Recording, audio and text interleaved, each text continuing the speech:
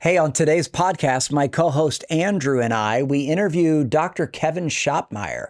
Dr. Schopmeyer is a medical doctor. Specifically, he's a board-certified family medical physician. His medical practice is at Guidewell Primary Care Facility. It's located on the corner of 9th Avenue and Airport Road right here in Pensacola. Dr. Schopmeyer has degrees from Pensacola Christian College and his medical degree from St. George's School of Medicine, located in Grenada, however you say that, British West Indies. He did his residency at Indiana University Ball Memorial, and he holds numerous certifications, including the American Board of Family Medicine, Advanced Trauma Life Support, Advanced Cardiac Life Support, and several other certifications. He and his wife, Hannah, have 7 children, 4 of them which they've adopted.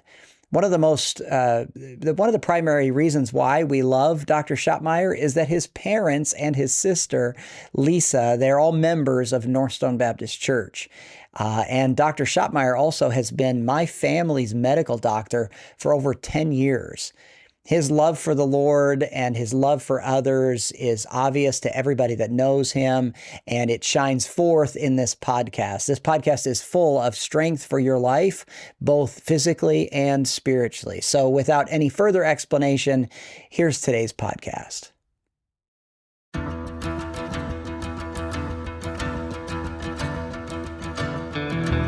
Welcome to the Strength for Life podcast with Pastor James C. Johnson, a ministry of NorthStone Baptist Church in Pensacola, Florida.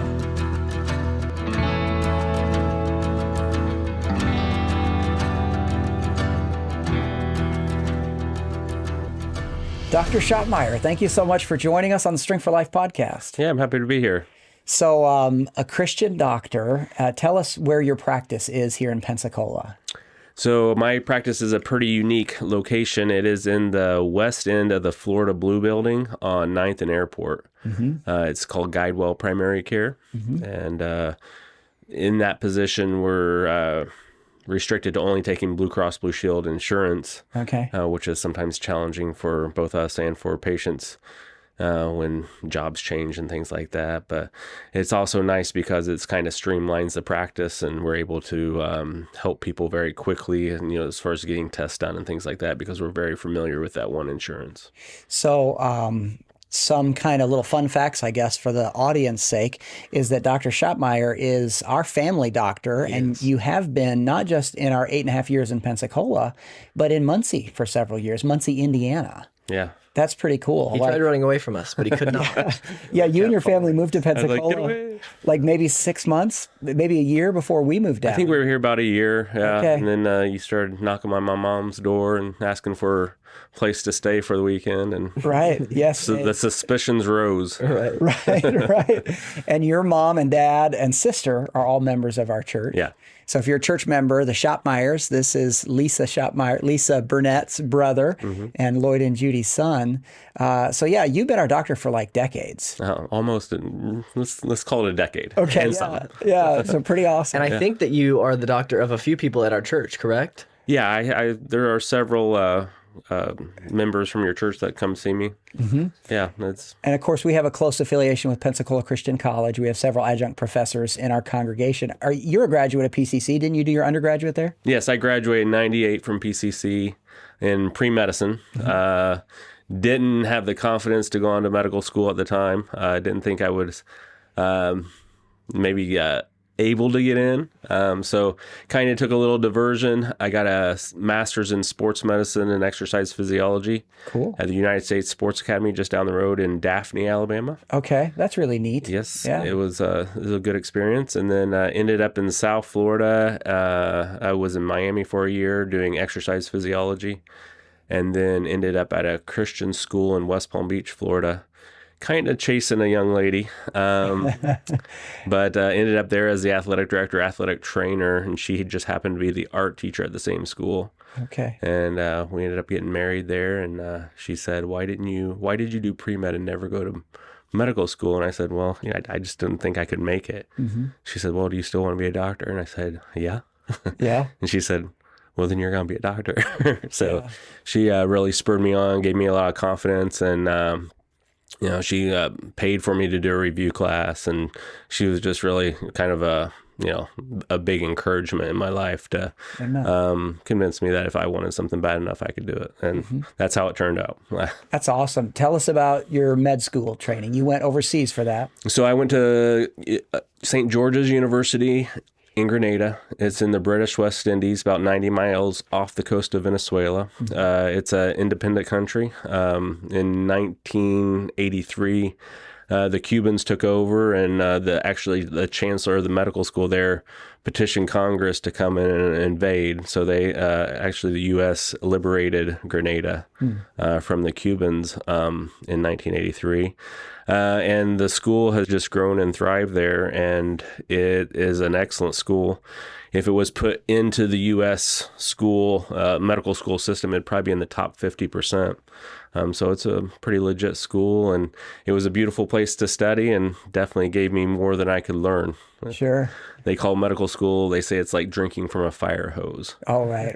Just the amount of information that comes at you. And there's a stat that says the time you graduate from medical school, you'll have forgotten more information than most people learn their entire lives. Wow. So a lot of information coming at you. So did your wife, tell me, I guess, some of the timeline of when you got married and things. So, because was she over there with you in Memphis? Yes. Okay. Yeah. So we were married for 3 years before I went to medical school. Okay. During that time, I took the college admissions, medical school admission test twice, and then we ended up finding St. George's and got in there, and then she went down with me, and it's a third world country, and most of the people there don't have jobs, so there wasn't a lot for her to do. So she had a nice 2-year vacation in Grenada. Okay. So But it was sort of culture shock from going from here to there? Yeah, it definitely was. It's a third world country, or just had come out of third world status. And Hurricane Ivan had just ripped through that country at a Category 5 the year before we went down. So yeah, it was a little bit rough, a little bit challenging, and learning to be on island time, is always an interesting thing when you you need to go to the bank, so you get there right when it opens at 10 and see everybody in there drinking coffee, but the doors are locked, and they just don't understand why you need to get in there. Yeah. So a Christian doctor, tell us, if you would, your testimony. Tell us when you got saved or some of the circumstances that led up to your conversion. Yeah, absolutely. Actually, my sister Lisa, one night, I think I was 5 and she was probably 8, and I think she felt convinced that I needed to accept Jesus into my life. So she was telling me all these scary stories of how these boys end up in the woods and get struck by lightning and die, and you know where they go. So she scared me into heaven, I guess. Sure. But when my mom led me to the Lord, Amen. That night when I was 5, and obviously my brain now can't conceive everything that God is and all that. But at 5 years old, I understood that, Jesus died on the cross for my sins, and that I was a sinner and needed him. And, I accepted that simple gospel truth, and, it did change my life, and I've continued to grow. But, I definitely don't have that testimony of, being saved out of a life of drugs and alcohol or anything like that, which, is powerful sometimes, but I do have that testimony of having been out on the road without permission, and that's sin as well. So just the awesome opportunity to grow up in a Christian home and in church, and not having to go through a lot of those things in your life without Christ is also amazing testimony, I think. Yeah. It's neat to talk to a Christian that is in, a secular environment of any kind, specifically a medical field like this. And so it's neat to get to sit down with you and talk about things. Do you have an ability to give people the gospel while you're, as their doctor, or do you have to keep things, strictly business? Yeah. So I've worked in 2 hospital systems now. One was IU Health in Muncie, and now at Baptist Hospital. So obviously, with a name like Baptist Hospital, you'd expect a lot of freedom to share, and I've never been asked to constrain or refrain from speaking, the gospel or what I feel, and But we also are taking care of people. So, I would never want to force anything on a patient or anything like that, but I have the freedom to share at any time, and I have been able to share the gospel. And I always find it's probably easiest to share the gospel when somebody is going through a hard time or, has a terminal diagnosis. And so those opportunities definitely arise. And that is probably the easiest time, to share. Yeah. But obviously in a 10-minute office visit with multiple other things to do, the opportunities don't always arise. Sure. So. Yeah. Yeah, I'm on the board of Good News Ministries in Indianapolis. I worked there for 8 years at the Rescue Mission, and among their many ministries is a health clinic. And they talk about how once you get somebody up on the exam room table, it's a great witnessing opportunity. Yeah. They're kind of a captive audience. Yeah. They're in there for physical reasons, but then they transition into some spiritual dialogue and stuff. And I think that's a great opportunity for you. So tell us what a typical day is for you. Like, what are the things you're treating pretty typically in a day from people dealing with? Yeah, so the majority of what we treat as far as medical problems are consequences of poor lifestyle choices, diabetes and hypertension, hyperlipidemia. Some of those things can be genetic related. Obviously, type 1 diabetes, you have no control over that. But a lot of type 2 diabetes and cholesterol issues, heart disease, is due to, overconsumption of not good food and lack of exercise. So that goes into a lot of what we do. And then we see a lot of COPD and cancers from smoking and also, liver disease from alcohol. So a lot of it is, treating people's chronic diseases from those type of things, but then also trying to prevent people from getting the diseases by encouraging them not to engage in activities or to, eat right and exercise.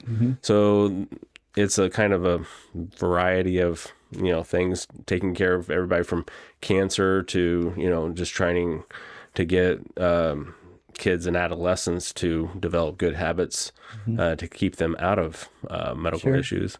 I also do joint injections and some minor skin procedures, taking off things that look like they could be cancer, skin cancers, and send them for biopsies and treat upper respiratory infections, UTIs, cellulitis. I do, if somebody comes in with an abscess, we can open that up and get the infection out. So it's a variety. You never know what you're going to get, when you walk in for the day. Right.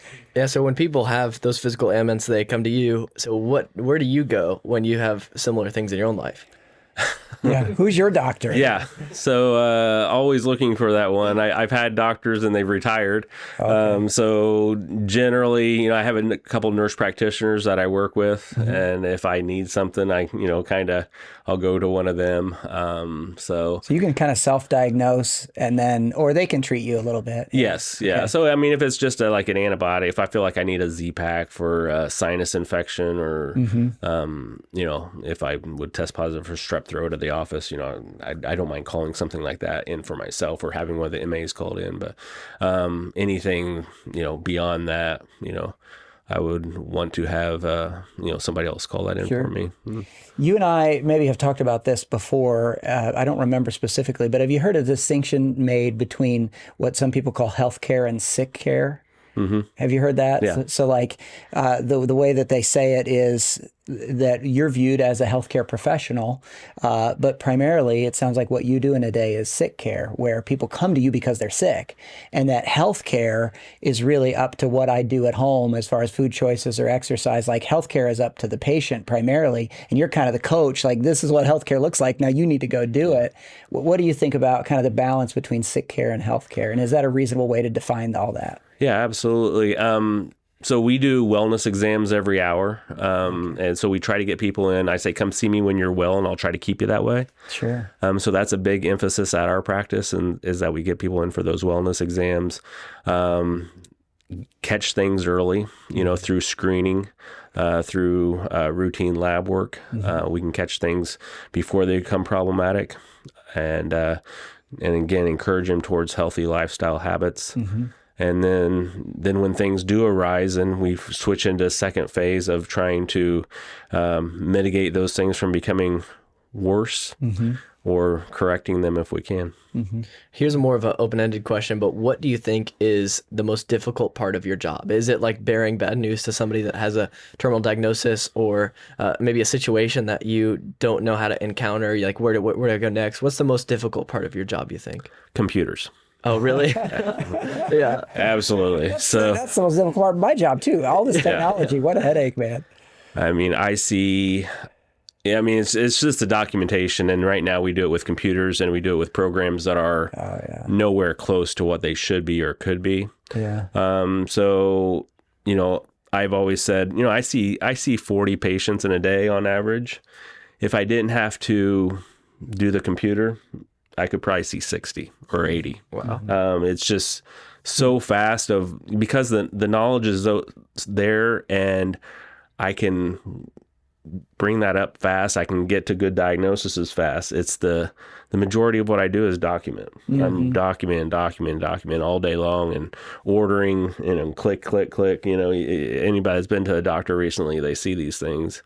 And, with the technology that we have in the world, that shouldn't be how we have to do. We should be able to go in there and have a conversation with the patient and give recommendations and walk out of the room, and all the documentation be done for us with, as good as AI is now, all that stuff is available. It's just, it's expensive. Yeah. And, and when, I'm just one doctor in a multi-specialty practice. And when you multiply that, cost times multiple offices, and, the cost for the hospital just go up, and that, when hospital costs go up, they end up passing it on to the patients, and nobody likes that. Nobody wants that. So it's just one of those weird areas of life that we're kind of working in a challenging system as far as the computers go. Yeah. But as far as, working with patients, delivering, I feel like I'm pretty good at delivering bad news. And I look at it sometimes as an opportunity, because I feel like that is a good time to share faith or to talk to somebody about their eternal destinations. You are good at that because you have a good spirit to you. I think you can break very difficult news to people with tact and discernment and kind of a tone of love and concern. Like you told us when our son Matthew, I was in the room for this call. Yes, I remember this. Had type 1 diabetes, and we were completely ignorant to what that means, and you had to teach us through it and guide us through it, and those are moments we'll never forget. Yeah. You also called us some more recently than that about Matthew's broken neck, and you told us that he had fractured his neck. Oh, Matthew. Yeah. Right. Yeah. You could just keep going with stories like that. Yeah. So, I mean, there is some techniques about breaking news slowly to people. Sure. That helps. Not overwhelming them with all the details right off the bat. You start with a small fact, like, hey, I have some bad news. You have, a cancer in your blood. That's just the simple fact. I'm not going to tell them it's lymphoma or leukemia. We'll get to that. I just try to tell them the simple fact in as simple terms as possible. And I know that may completely shut their mind off for the whole visit, because that's all they can think about. So I may go ahead and relay them more facts, but I'm going to say, here's my phone number. If you get home and you're like, what did he say? Then they can call me. And I think, I feel for people too. Like I've cried with patients, I feel when they're sad, I hate to see that. And, it makes me feel sad. And I think they feel that. And I think that makes, I guess it easier for them to digest when they hear that bad news, because they know that I'm in there with them, feeling that sadness. Yeah, that empathy is relatable. Yeah. Talk to us about COVID a little bit. So we're sitting here January 2025. So it was January 2020 where COVID hit. And so we're 5 years away from it. It feels like it was just a blink ago. It's just incredible how fast the time goes by. But the government was involved in certain mandates and restrictions. And so can you talk to us a little bit about how you feel as far as government involvement in medicine, and maybe specifically how COVID was handled and some of your thoughts about that? Yeah, I mean, COVID's still here. It's still right now there's a lot of illness in the community. COVID, influenza, RSV are 3 at the top still, as far as viruses that are going around right now. But yeah, that was a very challenging situation as far as, we were in a pandemic. We were having a virus that nobody had immunity to. Going around the world very quickly. I think, to put myself in government shoes, would I have made all the same decisions? Well, now I'm looking back, and, obviously I think there were some things that were done wrong, and there were some things that were done very right. We made it through this country without overwhelming the hospital system. And that was the goal. It wasn't nobody's goal was to stop COVID, because we knew that wasn't possible. We knew that eventually people that were going to get it were going to get it. It was going to spread. The goal was not to overwhelm the hospital system, where hospitals and the hospitals and doctors are having to make the choice. Is it this patient that lives or this patient that lives? That's what we didn't want to have to come to.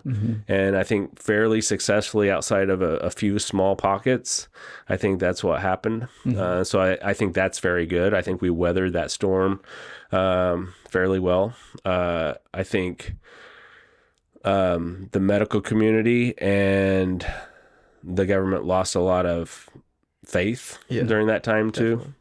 Some of it from the COVID vaccinations that tended to have way too many side effects and not super good results. And I think that hurt people's trust, and especially the whole vaccination program, which up to that point, I think I had a lot of faith in. I'm not a huge proponent of COVID vaccinations for otherwise healthy people, just because of the amount of side effects that I've seen. But there were some bad, I think, overreaching of government in some areas, telling people they couldn't, meet in a church, or making people think that they couldn't. I think that was, overreaching. But, I think they eventually calmed down, and, timing could have been better on some things. Sure. But, when you're a government looking at a large population, trying to figure these things out, I think it's challenging. And I don't think everybody can look at it without bias and without prejudice and without an agenda sometimes. Sure. And I think when you're dealing with healthcare and people's lives, I think you have to separate agendas and bias as much as possible, and just look at healthcare. And I think the government sometimes has a hard time doing that. Right. I think that healthcare became politicized. Yes. And that hurts us as a population. Yes. But we don't have an agency in place that can manage that outside of the government. You know what I'm saying? There's not a large collaboration of doctors that can, be ready to give, those recommendations to be taken. And, it was just a small group. And because the CDC is an arm of the government. Right. Yeah. Right.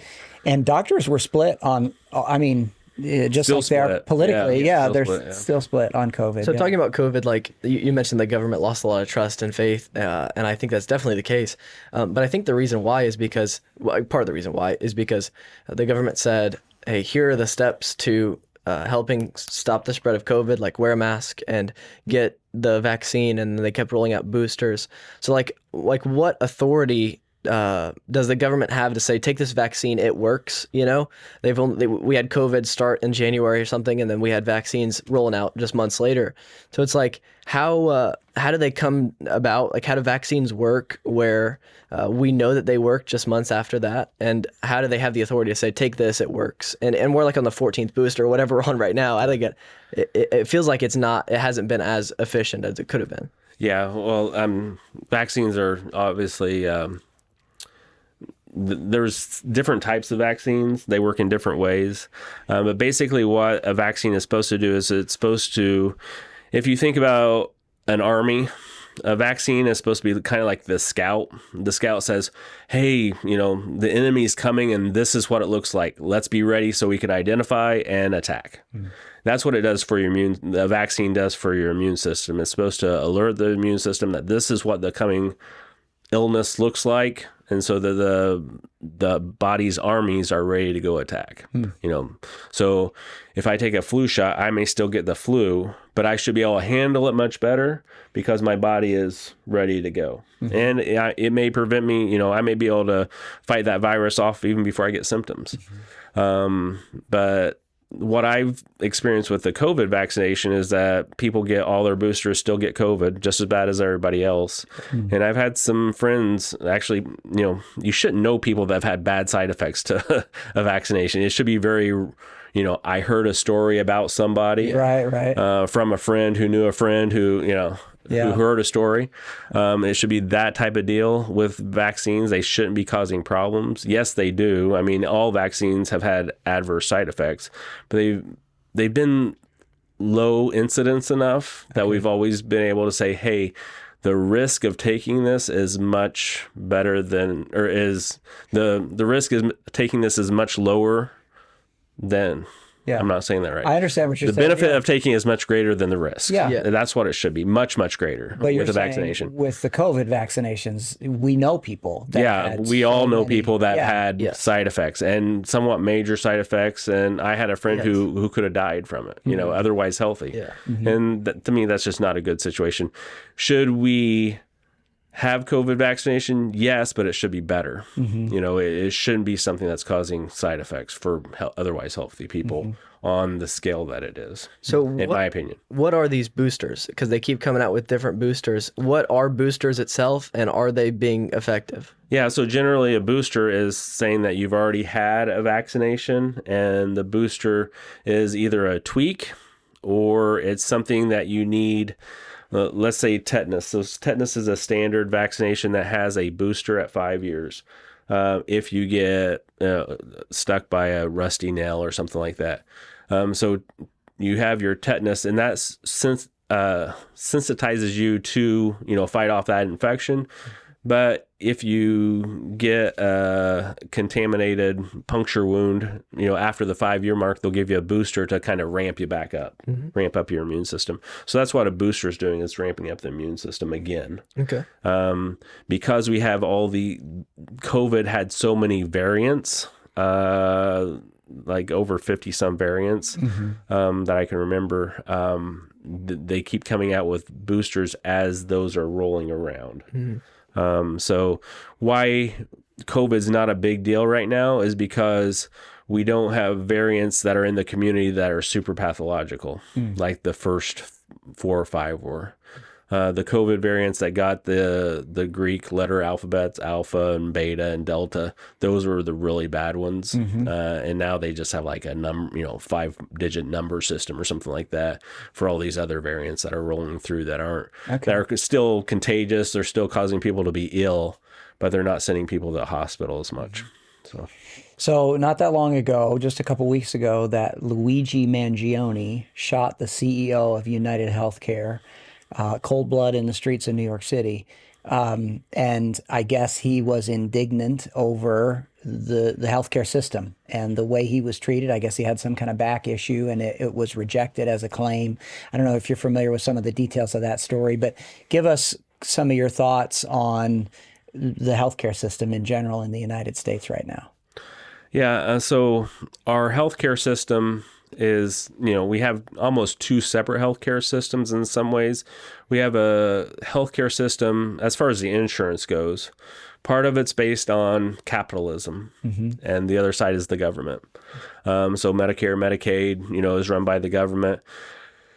And obviously the government has a budget that they can spend, so they have to fit their costs within a budget, which is taken from our taxes.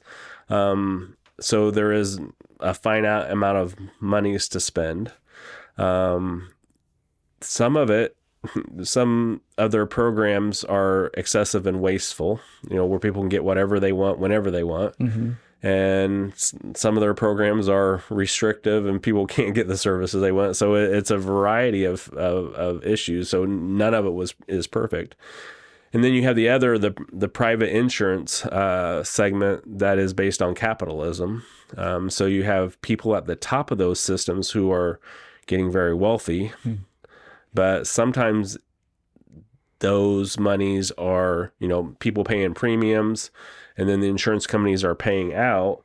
And what is felt by a lot of people is that they get denied their services in order so that the top of those companies can gain wealth by not spending money, which is, how capitalism kind of works, which is good. But when it's, when you're making money potentially at the risk of other people's health, preventing them from being healthier or preventing them from getting services that they need or want, that can be frustrating to people. And I definitely understand, why people get frustrated. It's frustrating for me when I have a patient who can't get a medicine that they want or need. And obviously it's frustrating to the patient. So it's definitely a challenging situation, and I think the sentiment is there across the board that there's frustration, especially some of the healthcare companies are making lots and lots of money off of people. Yeah. And then when they get denied services, it is terribly frustrating. Yeah, so if you're like me, you're not super educated in this world, the medical field, but you're young and healthy. Yeah, exactly. And you don't have a family yet. So, but you'll hear like things like, big pharma is something that people say, and they don't have a lot of trust in big pharma. So like, explain to me, what is big pharma? Like, when I hear that term, what is that? Yeah, and should we trust big pharma? Yeah, so trust, I would say no. Okay. I would say, is it all bad? No. Big Pharma is coming up with a lot of good drugs. So when they say Big Pharma, they're talking about the major pharmacy players like Lilly, Merck, GlaxoSmithKline. I would say that's what people are referring to as Big Pharma, the big guys. And they're the ones that produce the vaccines. Yeah, so produce the vaccines. So was the production of the vaccine a good thing? Yeah, I mean, they were trying to, I think it was an altruistic, they were really trying to save people. But what they did is they took it too far. They said, well, the kids need it too. Why? Well, that's a lot of money. If you make all the kids get vaccinated. Yeah. COVID wasn't affecting kids. No kids were dying from COVID. So to have kids getting a experimental vaccine, which what it was at the time, to say that the kids needed it, that's not scientific because you have no precedent to say that. It was a money grab. So that's why we shouldn't trust. Yeah. Now, those are things where they are, again, capitalism. They're trying to make money. They should be altruistic at the same time, and that they're out for the individual. I don't know if that's the right word that I'm using, but they should be out for individuals' health. But I'm sure even in the individual's mind, that's a tough balance to make. When you have a product like that could help people. And I think it did help some people, people that were at high risk, I would still probably recommend the COVID vaccinations for. Sure. But money and power corrupts. I mean, and when you have that much money and that much power, you can have initially maybe a more virtuous motive, but then you see those dollar signs. Yeah, I've read a book that says something about that. Yeah, the Bible, the Book of Proverbs. Yeah. Love of money, root of all evil. Yeah, right. But yeah, so I mean, I think so if I go down to a chemist that works at Eli Lilly that's coming up with a new drug, I don't think they're in it to be deceptive. Yeah. I think they're in it to help people. But I just think, the bigger the business, the businessmen aren't necessarily in it to help people. They're in it to make money. Sure. And that's who runs hospitals. That's who runs these pharmacy companies are businessmen. They're not necessarily doctors or scientists. Yeah. So correct me if I'm wrong, but it sounds like there's not much of a market in the medical field. Like there isn't much of a capitalistic, you make it for this much money, but I'll make it for this much money. And we see, different things. Obviously, we shouldn't have, Uncle Teddy selling Ozempic outside of a garage somewhere, but there's got to be... It seems more like a monopoly. Yes, it does seem like there's no competition, and it's like these people just making money off of something that normal people can't do. Yeah, I mean, I think there is some competition. Like we have Ozempic and Mounjaro are the two hot medicines right now for diabetes.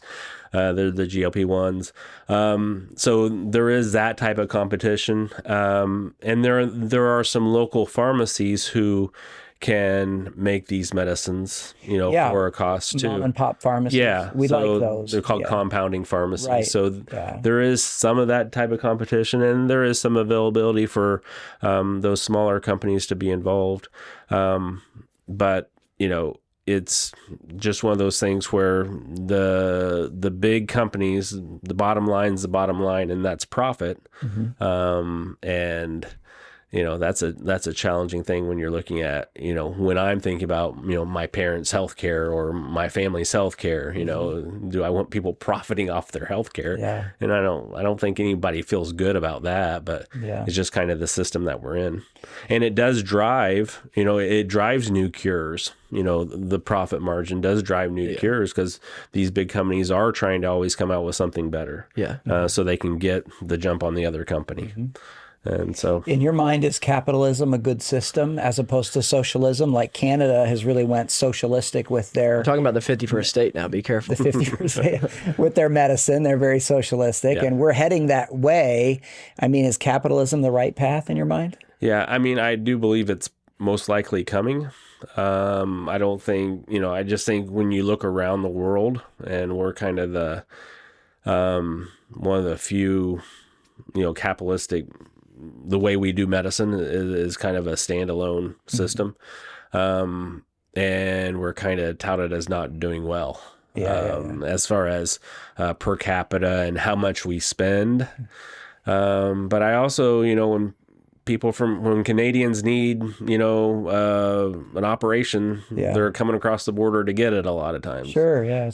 If they need it done fast. So you have those issues when you have... a socialistic society that you have not enough doctors to handle the populations. So there are longer wait times. And that's true now. It's just that the have-nots don't have. So they can't get to, so it's more like the people who have and can get it faster. But we have more people who don't have, which is not good either. Right. So I don't think there is a perfect system on the earth yet, and basically there's not enough medical professionals. And I think we are working on that with the mid-level providers, and we occasionally add some more medical students or a medical residency here and there. But we're way far behind the curve of the growth of the population and being able to provide medical care. Yeah. Here's more of a fun question for you. So can you prescribe medicine for yourself or for your family? I don't know why that's a fun question. I mean, it's different than capitalism and socialism. Yeah. So again, I can prescribe. I'm very, very careful with what I do. A couple of reasons. Obviously, like controlled substances, any type of pain medication or, depression, anxiety medicine, off the board completely. I wouldn't even try, just because the way it would look, and a lot of pharmacists would, that'd raise an eyebrow with them as well. And then if I ever prescribe something to a friend or family member and they had a very bad adverse effect, that'd be something that I'd have to live with for the rest of my life. Right. If I injured one of my family members. Obviously I wouldn't want to injure any patient, but if it's somebody, through my practice, that's kind of one of those things that you accept is a possibility. And you have all that documentation, that you've made to, substantiate why you gave them the medicine. So yeah, I try to avoid, the friends and family thing as much as possible. I can't say that I always do, sometimes I definitely try to help out, friends or family, especially, if they don't have insurance or, don't have a primary care doctor or need something, I do help them out. But as far as prescribing stuff for myself, outside of a Z-Pak, if I have a sinus infection, that's about the limit to what I prescribe for would call in for myself. Have you heard of Dr. Casey Means?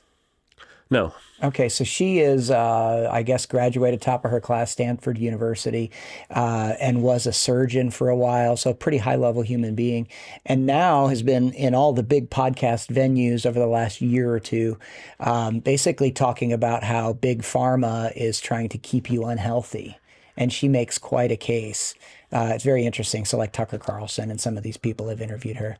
Are you familiar with her based on any of the things I just said? Or no. Okay. Still not. Yeah, I'll send you a link. I'd be curious to know what you think about. I could see some of that because of, let's take, for instance, like cholesterol medicine, statin drugs. She talks a lot about that. Yeah. So yeah, they do make people feel bad, I think, but so do heart attacks. So that's kind of always what I look at with some of these things. Diabetes medicine, a lot of those aren't really good for you, but neither is, DKA or diabetic coma. Right. So it's always the give and the take. Yeah. Obviously I think we live the best life if we don't need any medicine at all. Right. Yeah. But, for people with smoking, we have some medications to help people quit smoking. And a lot of times when I recommend those, I get back, oh no, I've looked at the side effects of those. And I said, well, have you looked at the side effects of cigarettes? Right. Right. Those are pretty bad too. And so, a lot of our medications that we use, it's, is cholesterol medicine great? No, I wouldn't take it just to take it. Yeah. But if I had high cholesterol, I'd rather take cholesterol medicine and not have a stroke and not be able to use half my body or not lose the ability to speak for the rest of my life. And that's what you're kind of facing if you get into those problems. So we go back down to the best things we can do is keep ourselves out of those things. Yes. By healthy diet, exercise. Yes. But, some people struggle with that more than others. Yeah. So a lot of these medicines, pharmaceuticals, have disclaimers because they have side effects. So how do you balance holistic remedies with modern medicine? So patient interest is a big part of, some patients just aren't interested in holistic therapies. Okay. They just want a pill to swallow. You get the patients who don't want any pills and won't take a pill even if they need it. And you get the other patients who are swallowing handfuls of pills and have no idea what they're for. Right. So, the best thing is to do is have a patient who's educated and into their health care so you can make decisions with them and not for them, is what, the type of patient is the good patient. But I'm not by no ways a guru on holistic therapies and supplements and those type of things, but I do try to pick up knowledge, when I see it and when it makes sense. And I do quite a bit of recommendation of, supplements and herbs and things like that before we go to medicine. But sometimes what I find is that certain people are very responsive to those medicine or to the supplements or to holistic therapy, and some people are not. My wife suffers from Hashimoto's thyroiditis and has had a really hard time for about the last 6 or 7 years with fatigue and just taking naps a large part of the day, and just really had trouble with getting energy levels. And we have been to several traditional doctors, medical doctors. She tried several different medicines, didn't work well for her, didn't make any difference, gave her side effects. And so we started down a kind of a more naturalistic approach, and we saw a couple functional medicine doctors in town, and little bit of progress here and there, but really not that much. And we ended up finding a lady down in Tampa who did muscle testing and acupressure, and she cured. I mean, not completely cured my wife, but over the course of 2 days, made more difference in my wife's life than we had in the last 6 years. Praise the Lord. So, man. That's yeah, a great so, testimony. Cool. You know, I felt like I was at a medical seance. It was really weird. Okay. Because it didn't make sense in my brain, you know, Yeah. how this lady was, you know, talking, you know, she was basically talking to my wife's body through muscle testing. And she found out what the problem was, and then I still don't understand how she fixed it, but she did with this gun that vibrated down her back, and it blew my mind. But I can't deny that it made a difference. I mean, like she determined that some of my wife's calcium channels weren't working appropriately, so she wasn't able to rid her body of a lot of toxins, and so that's what she worked on. And after we left, my wife urinated more in the next 24 hours than she had in weeks. So it was just like her body was just ridding itself of all these toxins. So there is and then logic behind she it. felt better. Yeah. You understand the science. Yeah. of it. And the lady, I mean, she was the lady was super smart. She had books and books and books in her libraries, and she was, you know, a constant reader and had done a lot of studying. She was 80 years old. The doctor was 80 years old. Wow. So, you know, can I say that, you know, alternative medicine therapies don't work? Absolutely. You know, I have proof in my own family, my family's life, that,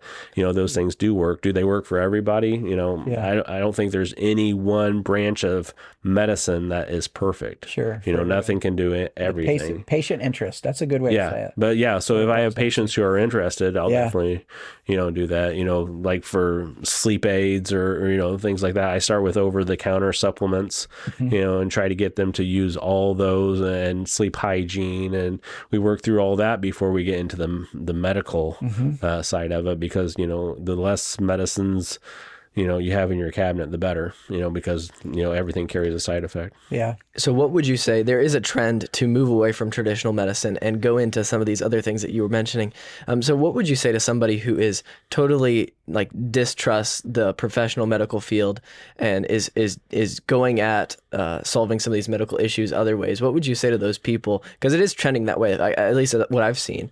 A lot of people, maybe since COVID or other things, have started to distrust just the professional medical field and are trying to find cures or find solutions other ways. So what would you say to people that are kind of going that way? Yeah, I mean, I think as long as there comes to a point where, you know, you're not gonna say you break your leg, you're probably gonna need a surgery. You know, will the body heal itself? Yes, but it may not heal it correctly. You know what I'm saying?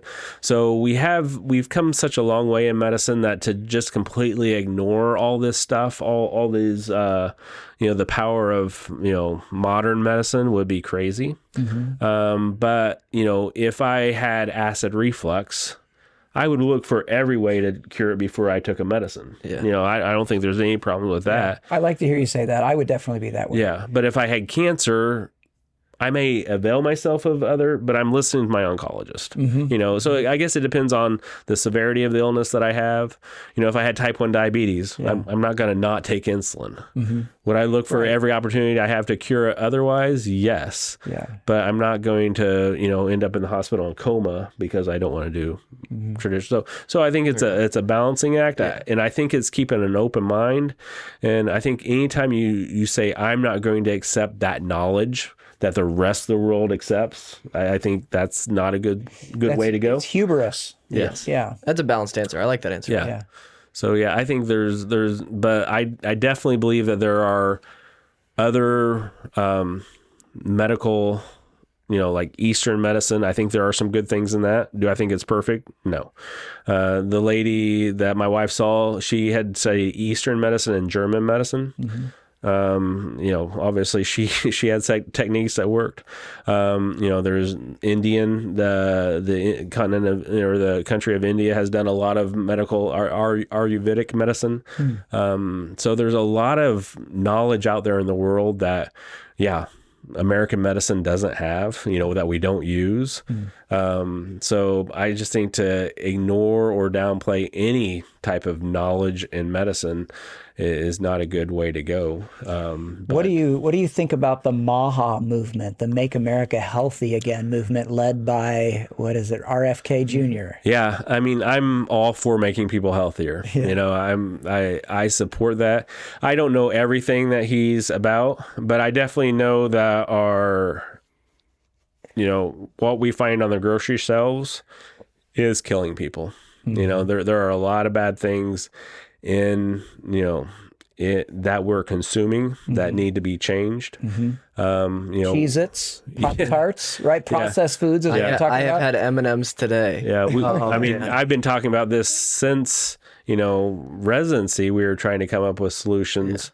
One of the things we came up in our residency program was that we could tax all junk food very high, like they do cigarettes, to subsidize vegetables and the good healthy food. Sure, yeah. Because that's everybody's complaint is, right, the healthy food is so expensive. Yeah. Salmon is good for you, right? But it's extremely expensive. Right. So if we could high tax on junk food and subsidize the healthier foods was something that we came up with in residency. Obviously, didn't get so far outside of that, but so I'm definitely for I haven't looked into everything that he's preaching or believing, but we've seen it with our own kids, and my wife and I, we had 3 biological children, and we raised our daughter was 8. When we adopted 4 kids from the foster system. And one thing that, as my oldest daughter had gone through school, she had classmates, and when they'd have parties, they would say, "Oh, don't bring red dye because Johnny can't have red dye." And my wife was like, "That's so silly, how are you going to do your Valentine's party without red dye, Oh, yeah. And, but then when we adopted our kids, we saw how red dye can affect kids, red 40, and it is a game changer. If our kids who have been through mental trauma and have ADD and ODD, when they have red dye, it's a different world in our house. So we had our eyes open to some of that, and red dye is banned in all other countries around the world except for ours. And it's in everything. So and RFK is against that. Oh yeah. So some of that stuff I'm all for. Even if food prices have to go up, whatever. It's not making us healthy. And obviously, diabetes being so prevalent and the amount of high carb, high sugar foods, and we do need to make some changes. But I'm sure it's not going. I think he's fighting somewhat of an uphill battle because those you think big pharma is big, big food is even bigger, right? True, yeah. So, but you mentioned your family. Talk to us a little bit about more about your family. So 7 of you? Yeah. You have 7 kids. 9. 9 of us. Yeah. What kind of vehicles do you have to go on family trips with? So we have a Nissan 12-passenger van, which was awesome. So I remember, it was very emotional when we took those 4 kids into our house. And when we realized that we couldn't go anywhere as a family because we didn't have a vehicle big enough, it was hard. And we didn't have money to buy anything new. And my wife's grandparents called us and they said they wanted to gift us a vehicle. That's so cool. Yeah. So these 4 kids are not fostered. They're officially adopted. I remember when that happened for you. That was so exciting for your family, very emotional. But how did you know? And in our church, we have several families that both foster and families that have adopted kids. But maybe for their sake, if some of them are watching, tell your story just quickly, if you would, about how you knew the Lord wanted your family to foster and then adopt. Yeah. I think he just made it happen more than anything. So we really weren't planning on adopting or looking in the foster system at all. We had, made some jokes maybe, or, talked about, maybe one day we'll adopt a boy, because we had 2 girls and then a son who was younger and he didn't have anybody to play with. And he drove us nuts half the time anyway. So we thought, he needs a playmate. So we had kind of talked about it a little bit, but nothing serious. And then we were teaching Sunday school at a little church we were going to down the road, the first year or so after we moved down to Florida from Indiana. And this little boy came in, and my wife and I were just kind of drawn to him. He couldn't talk. He had this big goofy grin, and we found out that he was on emergency placement with a family in the church. And so we were like, oh, maybe we are supposed to, maybe this is it. Maybe this is, so went home and looked, we went on, there's a Adopt Florida website. Okay. And so we were looking on, see if I could, find him, where he is at and find out more about him, and found his picture, and it was with a little girl and 2 older boys. And but when I saw those pictures, I just felt it's almost like the Holy Spirit say, "These are your kids." Wow. Yeah. And so we called family. It was Family's First Network at that time. It's changed names since, and inquired about what the process was to adopt, and told this lady that we were interested in these kids. And I don't know, this lady must have been like 2 days from retirement, because she was grouchy. And she was like, oh no, these kids are already up for adoption, and don't even try to get these kids, because they're already set for adoption. And I was like, well, what's the process? And you have to take an 8-week class just to foster kids, and that doesn't start till January. And don't even try if you want these kids. She told me like 5 times, don't even try if you want these kids. Wow. And so I said, well, we'd like to take the class just in case this ever happens again, so that we're ready. Mm-hmm. And so we signed up for the January class. And a couple weeks later, it was the beginning of November, and the lady who had the David, our son now, had him and his little sister called and said, hey, I heard there's a foster class opening up next week. You should call and see if you can get in it. So we called, oh yeah, that's only a 4-week class. You meet twice a week, and 2 people just dropped out. You can have their spot. So we took the spot, and we were trying to help this lady who had the 2 younger ones, because her husband had moved away. She had 2 kids that she was trying to adopt. She had 2 other kids biologically, and then the 2 that are ours now. And so she said she just couldn't do it by herself, but we didn't want to see them go back into the foster system, even if they, we had no plans at this time to adopt them, but we just cared for them and didn't want them to have to go to another family, because they had been abused at the house they were at before they got to her house. And so we were helping her with a nanny, and then we were taking them for respite on the weekends. And so I think the state had kind of gotten wind of that. And then on the day of our last foster class, they called us and said, hey, we know you have interest in these kids. The older boys' group home is shutting down. This is 2 weeks before Christmas. Would you take them into your house for the holidays until their adoption goes through?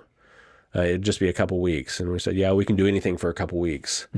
So we agreed to take him in. Their guardian ad litem, who is the children's voice in court, they brought them to our house, to the older boys, to drop them off. And of course, we met him and spent some time with him. And the next day, they called us and said, actually, their adoption just fell through. Would you take all 4 kids for adoption? Wow. How long ago was this? This is 2016. So you have fostered them or adopted them? We've had them in our house since 2016. Praise the Lord. Man. It was Christmas of 2016. We adopted them in November 2017. Okay. It is neat to look back on those situations and see how the Lord worked each one of those circumstances. Yeah, because probably had we met the older boys, I don't know that we would have. Okay, yeah. Because they were, it was a, let's say, a challenging 6 months after taking them in, because they had been in 15 foster homes. Never parented, never felt loved, abused, neglected, you name it, mentally and even physically abused. It's terrible. It was a hot mess. And we had our own kids too, we had 3 of our own. And, our son was pretty challenging at the time. He's a pretty high energy little guy. And so it was like having 5 2-year-olds. That have never had any training. or 4 2-year-olds that had never had any training, even though they were 3, 4, 6, and 7. They just had never had, instruction and discipline. And yeah, talk to us a little bit about that. I mean, because it's one thing to discipline your biological child, loving discipline. It's another thing when the state of Florida is involved. Yeah, it's got to be a different dynamic. Yeah, different dynamic. And there's people in our church, like I say, who are fostering and are adopting, and they struggle in that area for sure. Give us some advice on that. Yeah. So, before we took those kids in, I was like, man, how could anybody ever, hurt a child? Mm-hmm. And we took them in, and I was like, I understand. No, I assume no. But it was hard. Yeah. And I can understand why people who don't have, obviously I have my wife and I are both, college graduates. We came from good homes. Mm-hmm. But when you have, people doing this that don't have all these advantages, trying to parent kids, I can understand how things would get out of control, and the violence or whatnot would come into place, because it was intense. It was really hard. And we found out ways to some of what you're doing at the beginning is modifying behavior. That's what you're trying to do. But I remember my wife, when they first came, they're like, man, these kids need discipline. These kids need discipline. And we had them for 2 weeks, and she came to me one day, and she was like, you know what? They just need loved. Mm-hmm. So that kind of changed our focus, as far as we still needed to modify a lot of behaviors, because like peeing on the couch just isn't cool. Right. Which one of them was doing. So there was that, but, as they felt loved, and the more secure and loved they felt, the more, instruction they would take. Mm-hmm. We did things, Pavlov's dog, sure. So we use that principle. So like, it was really hard to get them to go out to the bus stop in the morning. Mm-hmm. So we said, all right, I have 3 Skittles for everybody. Okay. Whoever can beat me out to the bus stops gets all 3 Skittles. If you don't beat me out to the bus stop, you still get 2 Skittles. Sure. If I have to come back and get you, you only get 1 Skittle. If you make me carry you, you get no Skittles. Yeah. So that was kind of the deal. So they got used to just running out to the bus stop to get their 3 Skittles. Yeah. Well, we did that for 6 months, and then we didn't need to use the Skittles anymore. It was just like, all right, time to go. And everybody just runs out of the bus stop. Sure. So we did some of that. So positive reinforcement type deal. And then we also took a class called Trust-Based Relationship Intervention. So Trust-Based Relationship, or TBRI, was developed by Karen Purvis at, I think was at Baylor University, but she was a child psychologist. Okay. But a believer. So her theory was that behaviors are driven by needs. So when a kid is acting out, it's because they have a need that hasn't been met. So it could be that they're throwing a tantrum at you because, you told them to do something, but their real need is that they're hungry, or that they're tired, or that they're scared.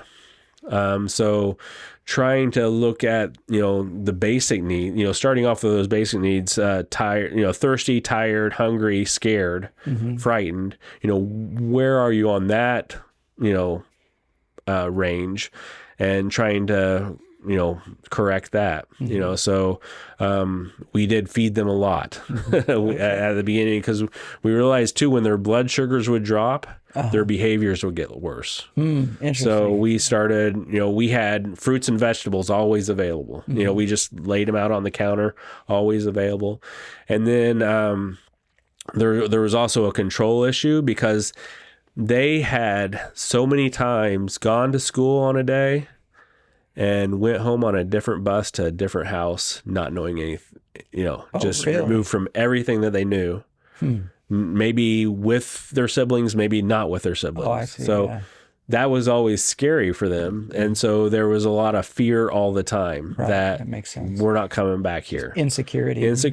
So, some of that's through time. Some of that's through, by having things that make you feel secure. And And so another thing we did is we had a yes jar. So a jar of, basically to us it was junk, just little knickknacks, Dollar Tree stuff, and we kept that on the counter, and anytime they asked for something out of that jar, it was yes. Now they would get something out of there, they'd play with it for an hour, they'd leave it on the floor, guess where it went? Back in the yes jar. So it was just, we didn't have to put a lot in there because a lot of stuff just went back in the yes jar. But that was a way that they could hear yes, because they are so frequently told no, no, you can't do that. No, you can't do that. Stop doing this. Stop doing this. And that's kind of how school is too, especially for kids who don't have good self-control and have ADD and have, behavioral issues. They're being told no, sit down, all these things. So we tried to give them opportunities for us to say yes. So we tried never to say no. Now, did we let them have everything? No, but can I have this brownie? It's 9 o'clock at night or 7:30 at night. You're getting ready to go to bed. Yeah. I want that brownie. We won't say no. We say, I would love for you to have that brownie, but let's do it tomorrow. Tomorrow after lunch, for lunch, you can have the brownie. It gives them something to look forward to. Yeah. And I haven't told them no. So no is a negative response. So, and that's what triggers a lot of kids is when they hear no, or you can't, or stop. Yeah. So I think for all of it's triggering, but you and I can self-regulate. You and I can handle it. Sure. But those kids, they don't have that self-regulation ability, so it turns them into a meltdown spiral. Yeah, that's a neat approach. I heard you say something interesting. I think maybe we had you for a Q&A or something similar, and you mentioned that you changed the kids' names when they were into your house. So talk to us about that. Why'd you do that? Yeah, so some of it was for safety. They were from a town not very far away, about an hour away, Crestview. Parents in and out of prison. That makes sense. So dad's kind of on the rougher end of the spectrum. So one reason we wanted to change their name is so that they, parents couldn't find them, on social media or whatnot. And we also wanted to give them a fresh start, a new name, a fresh start. But we gave them the option. We said, hey, you can, if you want, when we do the adoption, if you want to have a brand new name, you can have a brand new name, or you can keep your name. And we went to each of them and asked, and everyone said, I want a new name. Wow. So cool. So we changed their names. And we looked at names for the boys, of something, of a characteristic trait or somebody to honor. One of our sons still has a little bit, but he's doing a lot better. Had a big issue with lying, but his lying was because he didn't want to disappoint you. So he always wanted you to like him. It was very important to him to be liked. So he would lie if he did something wrong. And so, we chose the name Lincoln after Abe Lincoln, who always tell the truth type of deal. Yeah. And then one of our little boys Honest Abe. Yeah. Honest Abe. Yeah, good. And just lives life to the fullest. He's very gregarious. I can't say that word. Gregarious. Gregarious. Thank you very much. Yeah. But he can also get himself into a lot of trouble. Yeah. So, we look, thinking about characters in the Bible, King David came to our mind, very passionate about life, but sure, also got himself into some trouble here and there. So we tried to look for names that were kind of fitting for the kid, for the boys. And then my wife just chose the name she liked for her little girl. Yeah. So, neat. But we still, the mom still found us on social media, so some of that didn't work, and we've tried to reach out and help her some, but she's still struggling, and sure. But they have an aunt who we have been able to help, and she's worked hard to keep her kids ended up in foster care too. Okay. But she worked hard to get them back, and she's been able to keep them, and so we've been able to help her on holidays and things like that. So it's been, the kids haven't, we haven't taken them, to see their old family at all yet, but you know, we've been able to still help their family. Well, Britt and I have a lot of respect for you and for your wife and just your love for others and the fact that you have fostered and adopted. And we interviewed on this podcast, Andrew has been my co-host for lots of podcasts, but Britton was my co-host for one. You're the second medical professional. She's been my co-host for a couple, but one in particular. You're the second medical professional that we have interviewed. The first one was Dr. Bill Lyle, and he is known as the pro-life doc. And as Christians, of course, we're against abortion. And so he's spent so much of his life pushing back against the evils of abortion. But as Christians being against abortion, then we therefore have to be for adoption. And so you're kind of the other side of that coin, you know, where you guys are leading and showing that by example, that kind of love. Yeah. We had no idea about, you know, the foster system and the need that was there prior to getting involved. But yeah, there's 500, at least a couple of years ago, there was 500,000 kids up for adoption or in need of parents. Just in our country? In our country. Wow. Yeah. And there's about twice as many churches in our country. Interesting. So, yeah. Wow. So, you know, I think if the churches could get involved and help out in that area, and it doesn't necessarily mean you need to take in a foster kid to be involved in helping, but you know, you could, you know, provide respite or just help another foster family that has kids, because it can be overwhelming. When we took our kids in, you know, we kind of nobody wanted us around, you know, because they didn't know what our kids were going, you know, what those kids were going to be like, and they were trouble, you know, they were problems, and so, you know, it was a pretty desolate couple of years as far as friendships go, and sure, you know, you don't get invited to anybody's house when you have 4 foster kids, right? Wow. So yeah, that was a challenging. So just, you know, anything you do to reach out to other families who are doing it, show support, friendship. There's the Guardian Ad Litem program where you're the kid's voice in court. You can do respite care where you only take kids every once in a while, you know, and for a weekend. You can be a big brother, big sister to foster kids. So there's a lot of opportunities for Christians to get plugged in. Yeah, those are great things to mention. There's a verse in the Bible that says true religion is visiting the orphans and the widows in their need. So it doesn't say sending money. It doesn't say... Yeah. You know, it's time. James 1:27. Yeah, good point. Dr. Schopmeyer, do you have a life verse? So as a kid, I, you know, 1 Peter 5:7, casting all your cares upon him, for he careth for you, was just, I mean, like, I always liked it as a kid, but as I have grown into an adult, realizing that, you know, the cares in this world, raising family, you know, running a practice, you know, whatever happens, you know, that one, knowing that I have the hope of, you know, eternity with my Savior, and knowing that he cares for me now and he cares what's going on in my life, and that I don't have to carry all those burdens alone. Has played probably even bigger into my life now than it did when I was a kiddo, even though I chose that verse as a you know, young kid in Christian school. Amen. Praise the Lord. Yeah. Anything to add, Andrew?